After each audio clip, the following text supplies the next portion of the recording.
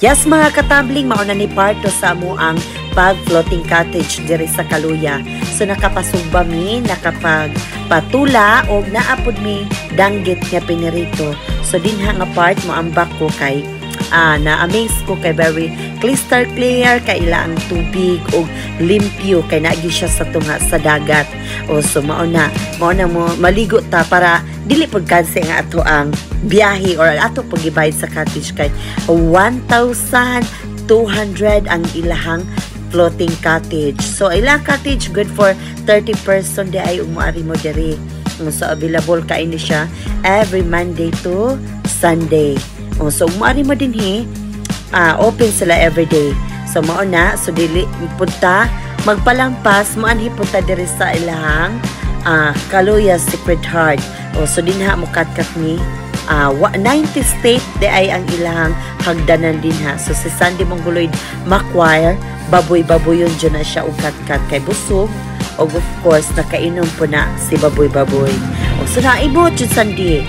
So kana padayon sa pagkat-kat. So maabot mi din ha sa ibabaw.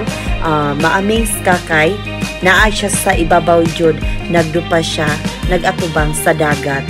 So din ha maka relax kay very fresh kay hangin nga gikan sa dagat. So mauna. So naana din na nakita na mo tong amo ang giadtuan ang floating cottage nagagmay na kaayo kay tungod sa kalayo naa nami sa ibabaw. So din ha nagdupa-dupa ang akong partner kay na-amaze po siya kay first timer of course. Mauna makarelax ta diri kay hangin jud kay ang area agi sa daghang kahoy sa palibot. Mauna overlooking makita po niya ang sunset.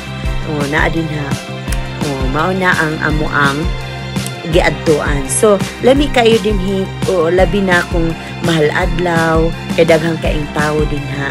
So every weekend na apoy daghang mga katin ha or every day na managkot mga katin ha.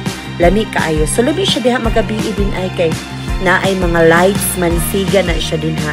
Lami siya effect kay na ay mga lights nga mansiga. So man mga katambling amo ang video karon.